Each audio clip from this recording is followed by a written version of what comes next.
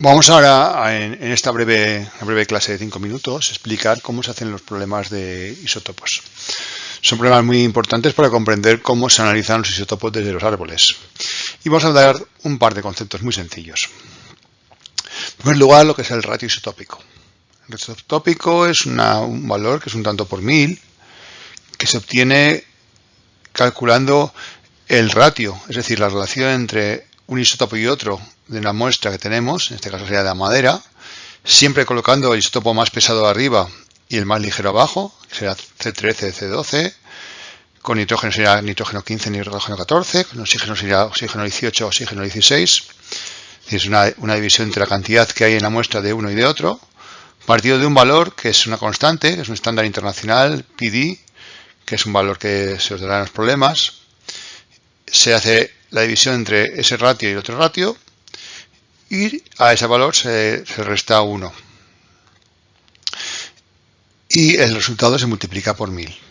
Entonces tendríamos un tanto por 1000 de delta minúscula 13 de carbono. Si fuese de nitrógeno sería 15 nitrógeno y si fuese de oxígeno 18 oxígeno. Siempre el pesado entre el ligero. Bien, esa es la primera fórmula. Existe una segunda fórmula para calcular otro segundo concepto, que sería la discriminación isotópica, que es la diferencia entre el ratio que observamos en la muestra frente al ratio que hay en la atmósfera, que sería el lugar de donde proviene el carbono que ha entrado en la planta. Ese también se dibuja con una delta, pero sería una delta mayúscula, un triángulo, que vemos aquí. Y es muy sencillo, es la fórmula anterior que se ha calculado para la planta, restándole el valor de esa misma fórmula para la atmósfera. En la atmósfera son conocidos los ratios de carbono 13 y carbono 12, con lo cual todos los valores son conocidos. Y eso es la discriminación isotópica, la diferencia entre lo que observamos en la muestra, sea de hojas o sea de madera, y lo que hay en la atmósfera de donde proviene. Esta misma fórmula puede calcularse de otro modo diferente. Y es muy importante porque nos va a permitir trabajar con estos datos. Delta, la discriminación isotópica del isótopo que sea, en el caso del carbono, sería A, que es la difusión del CO2 en el aire, más, abro paréntesis, B, que es la fracción neta de carboxilación por parte de la enzima ribosa fosfato carboxilasa oxigenasa, para los amigos Rubisco, que es una medida de cómo discrimina en condiciones normales, que es 27 por 1000, cuidado que aquí todo es por 1000, menos el mismo valor de antes, que es A, que es 4,4 por 1000, y multiplicado por dos valores, la concentración parcial de CO2 en el interior de la hoja y la concentración parcial de CO2 en la atmósfera. Este segundo valor es conocido para cada año, o sea, va aumentando con el tiempo porque conforme aumentamos CO2 en la atmósfera este valor cambia, y este valor es el valor que es desconocido.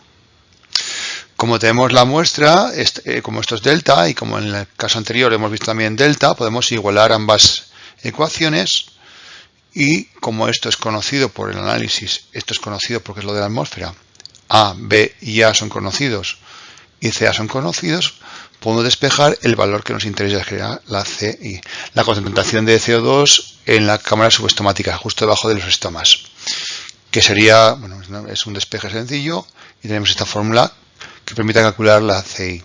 Esto va a ser muy importante porque nos va a permitir ir al siguiente elemento, que es un elemento ya más funcional, que sería la eficiencia del uso del agua, que es una medida muy interesante que mide la relación entre el carbono que se fija y el agua que es necesario evaporar para fijar el carbono, evapotranspirar. Y la fórmula se calcula de un ratio entre la asimilización de carbono, que se mide en la fotosíntesis, que se mide como un valor que es A, y la conductancia estomática del agua, que es W, que está relacionada con la de carbono, que es 1,6 G.